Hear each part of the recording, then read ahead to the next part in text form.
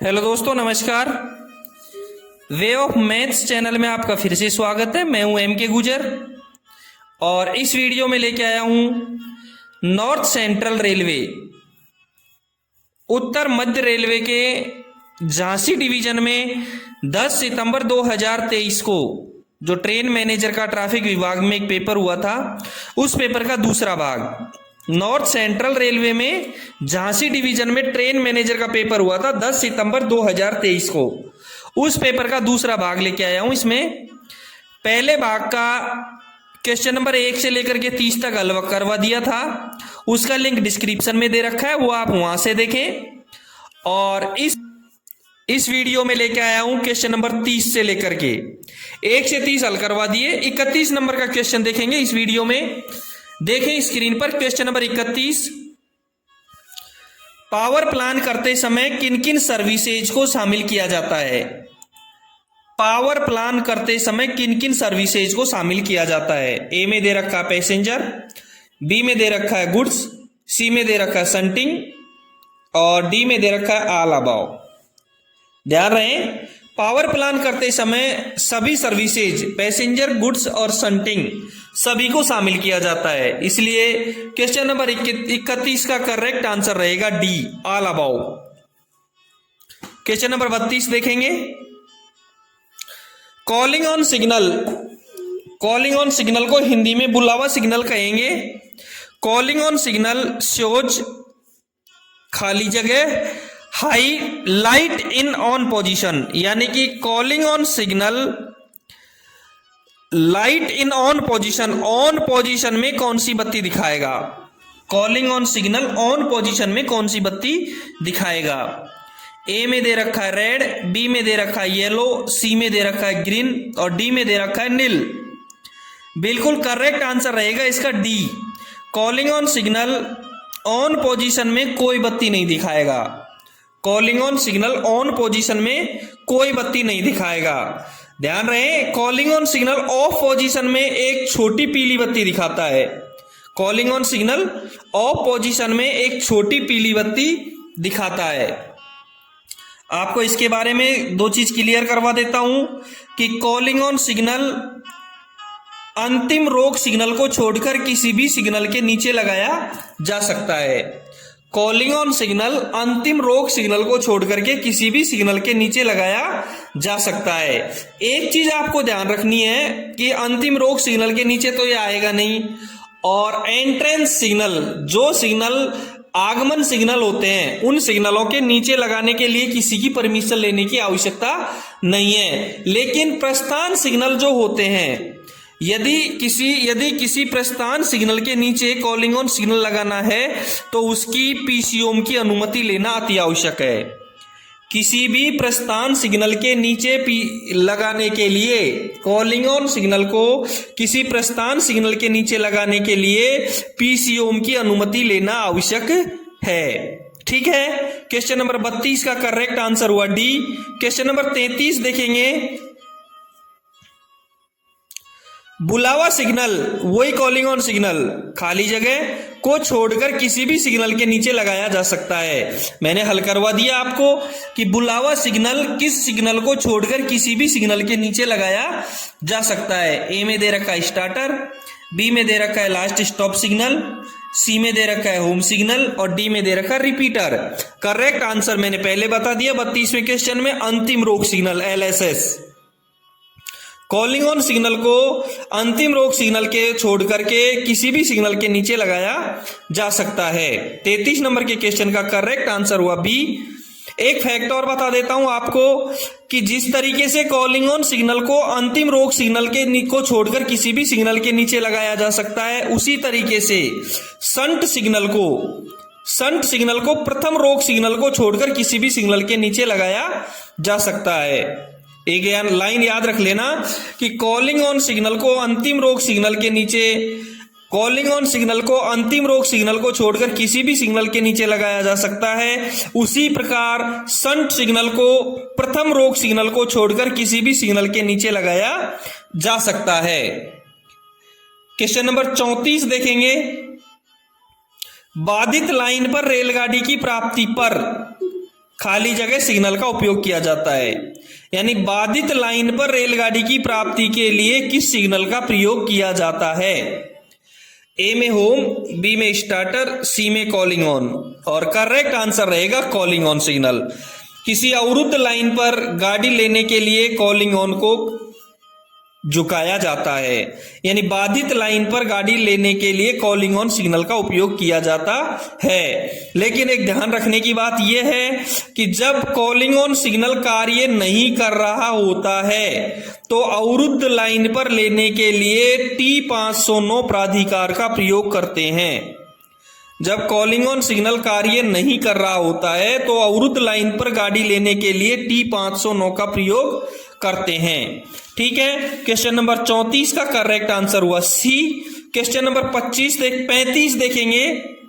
Question number 35 देखें। जब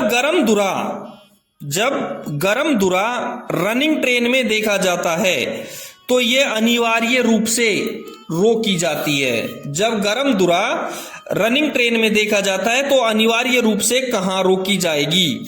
ए में दे रखा है इमीडिएटली, बी में दे रखा है एट नेक्स्ट स्टेशन, सी में दे रखा है eight next stopping point.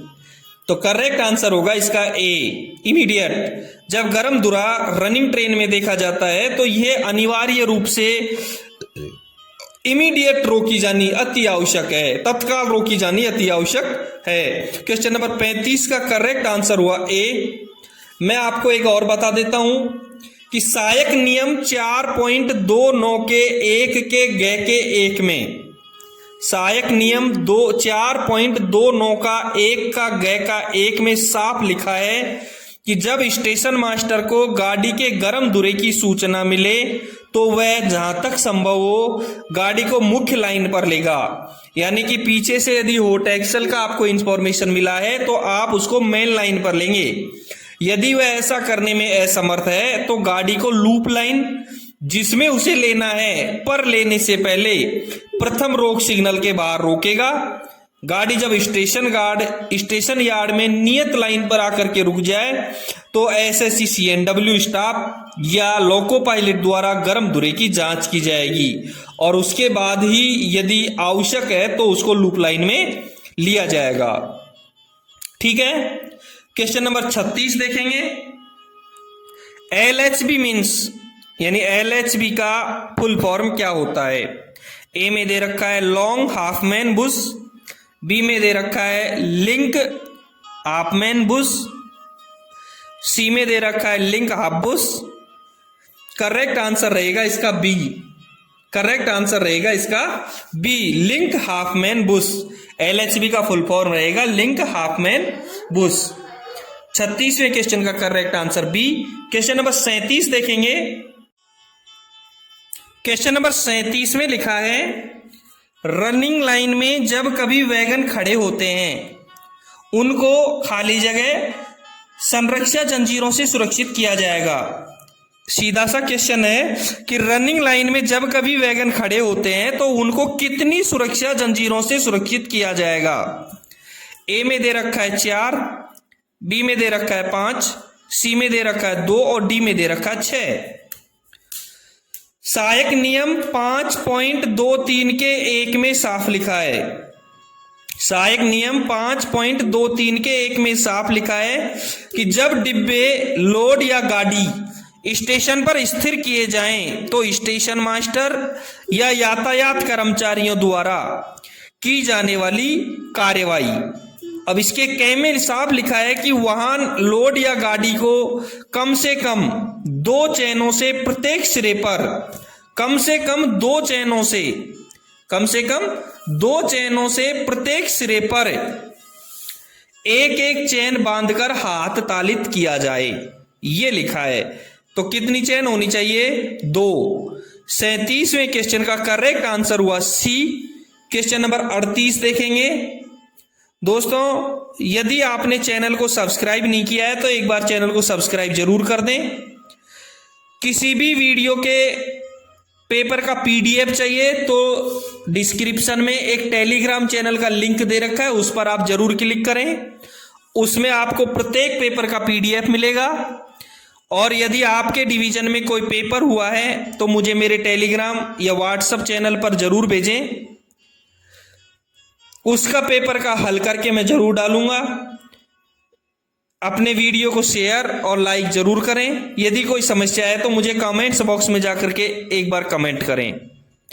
Question number 38 देखेंगे, 37वें क्वेश्चन से ही संबंधित है। जब कभी वैगन खड़े किए जाते हैं तो वे कम से कम खाली जगह स्किडों से सुरक्षित किए जाते हैं। यानी जब कभी वैगन खड़े किए जाते हैं तो वे कम से कम कितने स्किडों से सुरक्षित किए जाते हैं। ए में दे रखा है 4, बी में दे रखा है 5, सी में दे रखा है 2 और डी में दे रखा है 6। सहायक नियम 5.23 के 1 के ख में साफ लिखा है कि कम से कम 4 स्प्रेग वुडन वेज का उपयोग किया जाए जो प्रत्येक सिरे पर सबसे बाहरी पहिए के जोड़ों के नीचे 2-2 लगाए जाएं।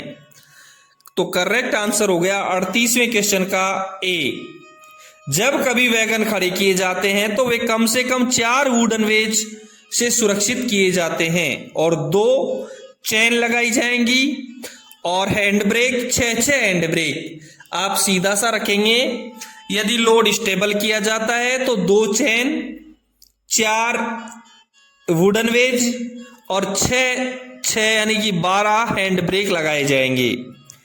ठीक है, 39 नंबर का क्वेश्चन देखेंगे।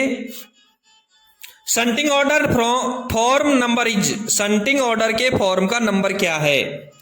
ए में दे रखा है T806, बी में दे रखा है TB 912, सी में दे रखा है T3693B। ए में जो दे रखा है T806 बिल्कुल करेक्ट आंसर ए रहेगा। शंटिंग ऑर्डर का नंबर रहेगा T806। बी में दे रखा है TB 912। ऑटोमेटिक ब्लॉक पद्धति वाले सेक्शन में बिना लाइन क्लियर का प्रस्थान आदेश TB 912 होता है। सी में दे रखा है T3693B। ऑन अथवा खराब स्थिति में सिग्नलों को पार करने के लिए दिया जाने वाला प्राधिकार T3693B होता है। तीनों मैंने आपको बता दिया।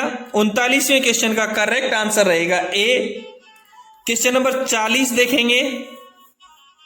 SWR इज रिवाइज्ड आफ्टर खाली जगह ईयर। SWR कितने वर्ष बाद में रिवाइज किया जाता है। नया SWR कब लगाया जाएगा। ए में दे रखा है 2 वर्ष बाद, बी में दे रखा है 3 वर्ष बाद, सी में दे रखा है 5 वर्ष बाद और डी में दे रखा है कुछ नहीं। ध्यान रहे, SWR का फुल फॉर्म होता है स्टेशन वर्किंग रूल, यानी स्टेशन वर्किंग रूल। और SWR का जो वर्णन किया गया है स्टेशन संचालन नियम।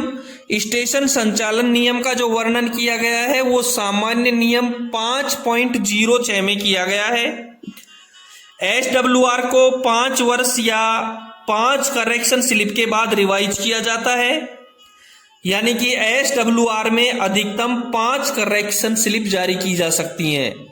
यदि 6ठी करेक्शन स्लिप जारी करने की आवश्यकता हो तो SWR को बदल दिया जाता है। ठीक है, 40वें क्वेश्चन का करेक्ट आंसर हुआ सी। क्वेश्चन नंबर 41 देखेंगे। BPC मीन्स, यानी BPC का फुल फॉर्म क्या होगा। ए में दे रखा है ब्रेक पावर सर्टिफिकेट, बी में दे रखा है ब्लॉक कॉम्पिटेंसी सर्टिफिकेट, सी में दे रखा है ब्लॉक टेस्ट सर्टिफिकेट और करेक्ट आंसर रहेगा 41वें क्वेश्चन का A. BPC means brake power certificate. तो और ध्यान रहे, ब्रेक पावर सर्टिफिकेट अनुभाग अभियंता CNW कैरिज एंड वैगन के द्वारा जारी किया जाता है। मैकेनिकल स्टाफ के द्वारा BPC जारी की जाती है। कई बार क्वेश्चन आया हुआ है BPC किस गाड़ी को जारी की जाती है। प्रत्येक ट्रेन के लिए ओरिजिनेटिंग स्टेशन से BPC जारी की जाती है। 41 नंबर के क्वेश्चन का करेक्ट आंसर हुआ ए। क्वेश्चन नंबर 42 देखेंगे। स्टेशन होम सिग्नल के अंदर संपार गेटों को खाली जगह के द्वारा मानव संचालित किया जाता है। यानी कि स्टेशन होम सिग्नल के अंदर जो संपार गेट होते हैं उनको किस विभाग के मानव के द्वारा संचालित किया जाता है। ए में दे रखा है ट्रैफिक, बी में दे रखा है इंजीनियरिंग, सी में दे रखा है कॉमर्शियल। ध्यान रहे, होम सिग्नल से होम सिग्नल वाले जो ब्लॉक सेक्शन में यदि कोई गेट संचालित होते हैं तो वहां इंजीनियरिंग के कर्मचारी कार्य करते हैं। होम सिग्नल से होम सिग्नल के बीच में दो स्टेशनों के होम सिग्नलों के बीच में यदि कोई इंजीनियरिंग गेट यदि कोई गेट है तो उस पर इंजीनियरिंग का कर्मचारी कार्य करेगा। अन्यथा सभी गेटों पर ट्रैफिक के कर्मचारी कार्य करेंगे। अर्थात यदि ब्लॉक ओवरलैप में यदि कोई गेट है तो उस पर ट्रैफिक का कर्मचारी कार्य करेगा। जो क्वेश्चन है वो क्वेश्चन ब्लॉक ओवरलैप का ही है, तो निश्चित है कि ब्लॉक ओवरलैप में स्थित जो यदि एलसी गेट है तो उन पर ट्रैफिक का कर्मचारी ही कार्य करेगा। क्वेश्चन नंबर 42 का करेक्ट आंसर हुआ ए। क्वेश्चन नंबर 43 देखेंगे, विस्फोटक और अन्य खतरनाक माल हेतु नियम आरसीए में दिए गए हैं। ए में ग्रीन टैरिफ, बी में रेड टैरिफ और सी में ब्लू टैरिफ, डी में ब्लैक टैरिफ। करेक्ट आंसर रहेगा इसका बी। विस्फोटक और अन्य खतरनाक माल हेतु नियम आईआरसीए रेड टैरिफ में दिए गए हैं। 43 नंबर के क्वेश्चन का करेक्ट आंसर हुआ बी। क्वेश्चन नंबर 44 देखेंगे, दुर्घटना के दौरान दिन के समय ब्रेकडाउन विशेष के टर्निंग आउट के लिए लक्ष्य समय क्या है। ए में दे रखा है 10 मिनट, बी में दे रखा है 20 मिनट, सी में 30 मिनट और डी में 45 मिनट। दुर्घटना के दौरान दिन के समय दिन का है, ब्रेकडाउन विशेष यानी कि एआरटी एक्सीडेंट रिलीफ ट्रेन का टर्निंग आउट का लक्ष्य समय क्या है। मैं आपको बता देता हूं, जो एक्सीडेंट मैनुअल है उसका जो नियम है 428 का बी। एक्सीडेंट मैनुअल के 428 के बी में एआरटी का समय दे रखा है,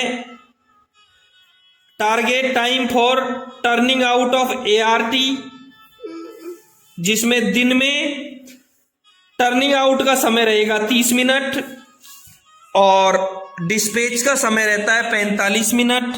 दिन के समय टर्निंग आउट का समय 30 मिनट और डिस्पैच का समय 15 मिनट और target time from ordering to dispatch दोनों को मिलाकर के 45 मिनट हो गया। Turning out 30 minute, dispatch 15 minute और target time from ordering to dispatch 45 minute. ठीक है, इसके साथ ही मैं आपको रात का भी बता देता हूं जो क्वेश्चन नंबर 45 में आएगा। रात के समय टर्निंग आउट का समय 45 मिनट रहेगा और डिस्पैच का समय 15 मिनट रहेगा और target time from ordering to dispatch 60 minute हो जाएगा। ठीक है, क्वेश्चन नंबर 44 का correct answer C. Question number 45 का रात्रि में ब्रेकडाउन का समय जो दे रखा है उसमें 45 मिनट, दोनों का मैंने एक साथ हल करवा दिया है। एक 428 के जो ए में दे रखा है, 428 के ए में जो दे रखा है वो डबल एग्जिट साइडिंग का दे रखा है एआरमी का। एआरटी के साथ में एआरमी का भी बता देता हूं। एआरमी का डबल एग्जिट साइड में टाइम टर्निंग आउट का 15 मिनट और डिस्पैच का 5 मिनट, यानी कि एआरमी का डबल एग्जिट साइडिंग में target time from ordering to dispatch 20 minute रहेगा और एआरमी का यदि सिंगल साइडिंग है तो टाइम ऑफ टर्निंग आउट का 15 मिनट, टाइम ऑफ डिस्पैच का 5 मिनट और time from ordering to dispatch 30 minute रहेगा। 44 नंबर के क्वेश्चन का करेक्ट आंसर सी और 45 नंबर के क्वेश्चन का करेक्ट आंसर रहेगा डी। क्वेश्चन नंबर 46 देखेंगे। क्वेश्चन नंबर 46 में है colour of brake pipe. Break pipe का रंग कौन सा होगा। ए में दे रखा है व्हाइट, बी में दे रखा है ग्रीन और सी में दे रखा है red. Colour of brake pipe, ध्यान रहे, एक तो ब्रेक पाइप होता है, दूसरा फीड पाइप होता है। तो ब्रेक पाइप का जो रंग होता है वो हरा होता है और फीड पाइप का जो रंग होता है वो सफेद होता है। Colour of brake pipe is green और colour of feed pipe is white. Question number 46 का करेक्ट आंसर हुआ बी। क्वेश्चन नंबर 47 देखेंगे, colour of feed pipe A में व्हाइट, बी में ग्रीन और सी में रेड, और करेक्ट आंसर रहेगा 47वें क्वेश्चन का ए। क्वेश्चन नंबर 48 देखेंगे, फुल फॉर्म ऑफ MEMU यानी मेमू इज, मेमू का फुल फॉर्म क्या होगा? ए में दे रखा है main line electric multiple unit, B में दे रखा है main electric multi unit, C में दे रखा है मेन इंजन मल्टीपल, और इसका करेक्ट आंसर होगा ए। मेमू का फुल फॉर्म होगा main line electric multiple unit. Same MEMU की तरह डेमू का भी आता है, डेमू में DEMU, और डेमू का फुल फॉर्म होता है diesel electric multiple unit. DEMU का फुल फॉर्म होता है diesel electric multiple unit.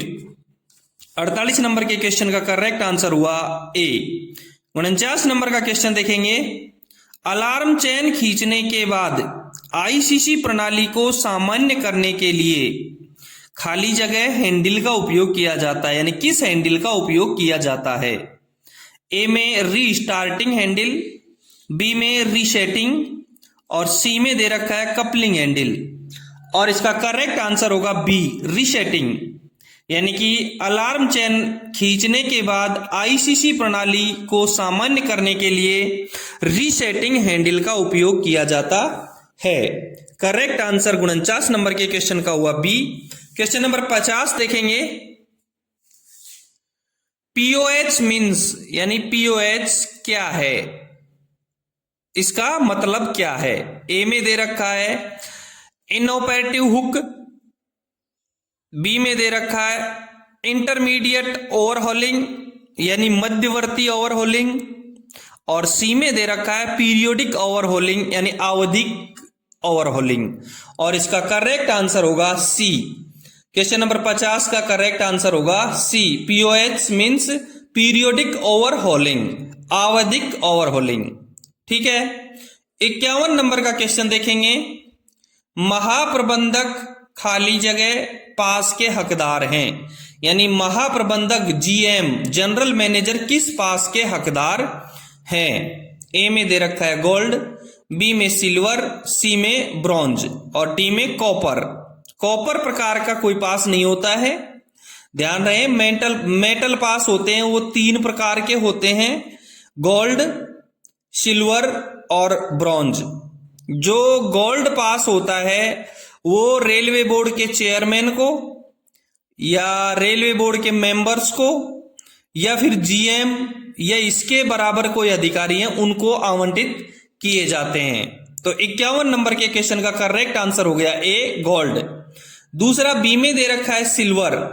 Silver पास होते हैं वो विभाग के प्रमुख या उनके समकक्ष जो अधिकारी होते हैं उनको जारी किए जाते हैं, और ब्रॉन्ज पास उपरोक्त दोनों स्तर के जो अधिकारी हैं गोल्ड और सिल्वर ने लेने के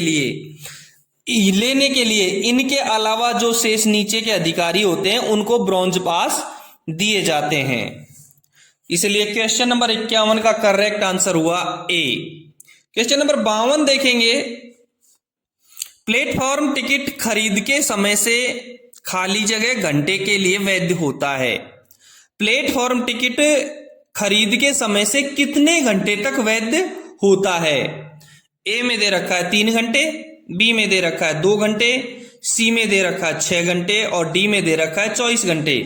करेक्ट आंसर होगा इसका बी।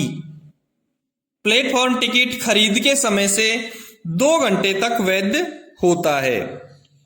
52 नंबर के क्वेश्चन का correct answer B. Question number 53 देखेंगे, is RAC facility is not available in AC first class. RAC facility AC first class में उपलब्ध है या नहीं है? ए में दे रखा है नो, बी में यस और सी में समटाइम यानी कभी कभी।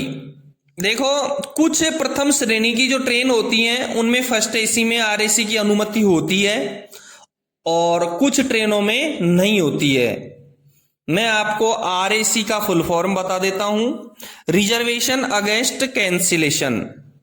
यानी कि किसी यात्री की टिकट कन्फर्म जब नहीं होती है और वह वेटिंग लिस्ट में भी नहीं होता है तो उसे आरएसी टिकट मिलता है। जब यात्री का टिकट कन्फर्म नहीं होता है और न ही वो वेटिंग लिस्ट में होता है तो उनको एक आरएसी टिकट मिलता है। आरएसी टिकट मिलने पर यात्री को ट्रेन में बैठकर सफर करना होता है, लेकिन उसे एक बर्थ की आधी सीट मिलती है। यानी कि एक सीट पर दो लोग सफर करते हैं। जब सीट आरएसी होती है तो एक सीट पर दो लोग सफर करते हैं। ठीक है, क्वेश्चन नंबर 54 देखेंगे। पार्सल में उच्चतम स्केल है, पार्सल की उच्चतम स्केल क्या है? ए में दे रखा है पी स्केल, बी में दे रखा है आर स्केल और सी में दे रखा है एल स्केल। ध्यान रहे, सबसे उच्चतम जो स्केल होती है वो आर होती है, इससे नीचे जो होती है वो पी होती है और सबसे लो होती है वो एल होती है। तो पार्सल में उच्चतम स्केल हुई आर। करेक्ट आंसर 54 नंबर के क्वेश्चन का बी होगा। क्वेश्चन नंबर 55 देखेंगे। सीबीसी मीन्स, सीबीसी का फुल फॉर्म क्या होता है? ए के अंदर दे रखा है सेंटर बफर कपलिंग, बी में दे रखा है आरआर कपलिंग, सी में दे रखा है सेंटर बॉल बियरिंग और इसका करेक्ट आंसर जो होगा वो ए होगा। सीबीसी का फुल फॉर्म होगा centre buffer coupling. Correct answer A. Question number 56 देखेंगे। The age of detonators on branch line is, branch line में डेटोनेटर की उम्र क्या है? The age of detonators on branch line, branch line में detonator की उम्र क्या है? ए में दे रखा है 10, 11, ए में दे रखा है 11, बी में दे रखा है 5, सी में दे रखा है 10। सहायक नियम 3.64 के 5 के 3 के क में साफ लिखा है। सहायक नियम 3.64 के 5 के 3 के क में साफ लिखा है कि पटाखे का जीवन काल 5 वर्ष का होता है। तो करेक्ट आंसर हुआ इसका बी। इस अवधि को बढ़ाया जा सकता है बशर्ते कि वे पटाखे जो 5 वर्ष से अधिक पुराने हैं और कारगर हैं। मुख्य लाइन तथा ब्रांच लाइन के लिए प्रयुक्त करने में कोई भी अंतर नहीं होगा। इन्हें प्रतिवर्ष जांच कर 1 वर्ष के लिए 3 वर्ष तक बढ़ाया जा सकता है। प्रतिवर्ष जांच करके प्रतिवर्ष 1 वर्ष के लिए यानी कुल 3 वर्ष के लिए बढ़ाया जा सकता है। करेक्ट आंसर हुआ 56 नंबर के क्वेश्चन का बी। 57 नंबर का क्वेश्चन देखेंगे। गार्ड व लोको पायलट को कितने पटाखे दिए जाते हैं? गार्ड व लोको पायलट को कितने पटाखे दिए जाते हैं? ए में दे रखा है 10, बी में दे रखा है 12, सी में दे रखा है 8। सामान्य नियम 3.64 के 1 के क में साफ लिखा है कि सभी station master, train manager, loco pilot, gangman, फाटक वाले और अन्य सभी रेल सेवक जिन्हें रेल प्रशासन ने ये कार्य सौंपा है, ट्रेन संचालन का कार्य सौंपा है, अपने पास पटाखों का स्टॉक रखेंगे। तो गार्ड को कितने दिए जाएंगे? 10 पटाखे दिए जाएंगे। 57 नंबर के क्वेश्चन का करेक्ट आंसर होगा ए। क्वेश्चन नंबर 58 देखेंगे। मुख्य संरक्षा आयुक्त खाली जगह के प्रशासनिक नियंत्रण में है। यानी मुख्य संरक्षा आयुक्त सीआरएस किसके प्रशासनिक नियंत्रण में है? ए में दे रखा है मिनिस्ट्री ऑफ रेलवे, बी में दे रखा है मिनिस्ट्री ऑफ होम अफेयर्स और सी में दे रखा है ministry of civil aviation, ministry of civil aviation यानी नागरिक एवं उड्डयन मंत्रालय। करेक्ट आंसर होगा इसका सी। 58 नंबर के क्वेश्चन का करेक्ट आंसर होगा सी। मुख्य संरक्षा आयुक्त नागरिक एवं उड्डयन मंत्रालय के प्रशासनिक नियंत्रण में होता है। 59 नंबर का क्वेश्चन देखेंगे। Full form of PMS is, PMS का फुल फॉर्म क्या है? ए में दे रखा है पार्सल मैनेजमेंट सिस्टम, बी में दे रखा है पैरामेडिकल सिस्टम, सी में दे रखा है फिजिकल एंड मैथमेटिक्स शॉप, और करेक्ट आंसर होगा इसका ए। पीएमएस का फुल फॉर्म होता है पार्सल मैनेजमेंट सिस्टम। ठीक है, 59 नंबर के क्वेश्चन का correct answer A. Question number 60 देखेंगे। मालगाड़ी का गार्ड प्रारंभिक स्टेशन पर अपनी ड्यूटी पर कब उपस्थित होगा? ए में दे रखा है बिफोर 30 मिनट, बी में दे रखा है बिफोर 40 मिनट, और सी में दे रखा है बिफोर 60 मिनट। ध्यान रहे, सहायक नियम 4.04 के 1 के 1 में साफ लिखा है कि प्रारंभ होने वाली सवारी गाड़ियों व मालगाड़ियों के ट्रेन मैनेजर गाड़ी के निर्धारित प्रस्थान समय से 30 मिनट पहले रिपोर्ट करेंगे, 30 मिनट पहले रिपोर्ट करेंगे। और 2 नंबर में इसी में लिख रखा है कि पार्सल वाहन तथा शंटिंग गाड़ियों के ट्रेन मैनेजर अपनी गाड़ियों के बुक डिपार्चर से 60 मिनट पहले ड्यूटी के लिए रिपोर्ट करेंगे। देखो, प्रारंभ होने वाली गाड़ियों के जो ट्रेन मैनेजर हैं वो 30 मिनट पहले रिपोर्ट करेंगे, और जो पार्सल वाहन या शंटिंग गाड़ियों के ट्रेन मैनेजर हैं वो 60 मिनट पहले रिपोर्ट करेंगे। तो 60वें क्वेश्चन का करेक्ट आंसर हुआ ए। मैं आपको और बता दूं कि सहायक नियम 4.04 के 1 के ख में एक लिखा हुआ है कि थ्रू सवारी व मालगाड़ियों के लिए मध्यवर्ती स्टेशनों पर जहां रनिंग कर्मचारियों की ड्यूटी बदलने के लिए गाड़ियों को ठहराया जाता है, वहां के ट्रेन मैनेजर को निर्धारित यानी अपेक्षित प्रस्थान समय से 15 मिनट पहले साइन ऑन होना आवश्यक है। तो करेक्ट आंसर हुआ 60वें क्वेश्चन का ए। दोस्तों, ये था झांसी डिवीजन का ट्रेन मैनेजर का पेपर का दूसरा भाग, जिसमें क्वेश्चन नंबर 31 से लेकर के 60 तक हल करवा दिए हैं। फिर मिलते हैं अगले वीडियो में क्वेश्चन नंबर 61 के साथ में। यदि आपको पेपर अच्छा लगा और इसका पीडीएफ डाउनलोड करना है तो डिस्क्रिप्शन में एक लिंक दिया हुआ है टेलीग्राम चैनल का, वहां पर जाइए और इसका पीडीएफ डाउनलोड कीजिए। आपके डिवीजन या रेलवे में कोई पेपर हुआ है तो मुझे जरूर भेजिए। चैनल को सब्सक्राइब नहीं किया है तो एक बार चैनल को सब्सक्राइब जरूर कर दें। धन्यवाद।